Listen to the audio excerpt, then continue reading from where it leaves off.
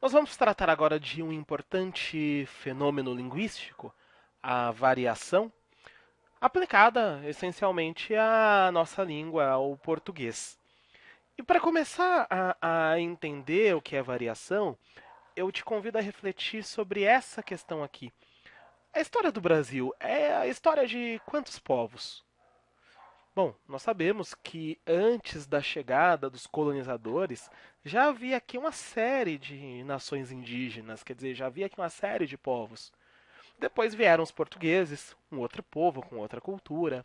Vieram povos de diferentes nações africanas, trazidas nas condições deploráveis que nós sabemos, mas ainda assim participantes da formação da nossa cultura, que posteriormente recebeu povos da Europa, de diferentes lugares, vieram holandeses, espanhóis, italianos, vieram também japoneses, enfim, são vários, né, os povos responsáveis pela formação cultural e da identidade desse país que nós chamamos Brasil. E diante de tal diversidade, seria até estranho que não houvesse uma modificação da língua portuguesa aqui nesse novo ambiente, com esses novos atores, com essas novas culturas.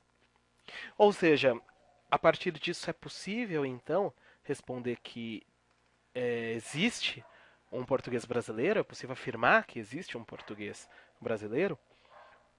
Uma boa pista para chegar a essa resposta é observar a publicação de importantes gramáticas da língua, aqui feitas por estudiosos, por pesquisadores, por professores brasileiros.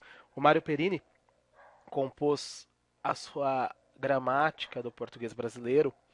A Taliba Teixeira de Castilho também tem aqui a sua nova gramática do português brasileiro.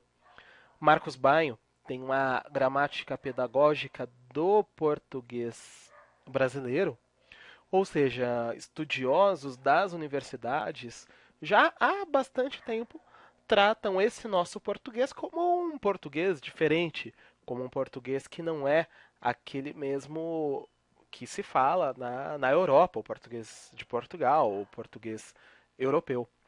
Não que tenhamos aqui uma língua outra, uma língua diferente, continua sendo, como se vê aqui, o português, mas é uma outra variedade de língua portuguesa, aquela que nós falamos. E, inclusive, é importante apontar que mesmo nessa nossa grande região que é o Brasil, não se fala um mesmo português. O português que se fala no Rio Grande do Norte não é idêntico àquele que se fala no Rio Grande do Sul. O português, falado por pessoas mais jovens em determinada região, não tende a ser idêntico ao português de pessoas mais idosas dessa mesma região. O português daqueles que tiveram mais acesso à escolaridade tende a ser diferente do português daqueles que estudaram menos. Ou seja, a língua portuguesa, como todas as línguas, passa por fenômenos de variação.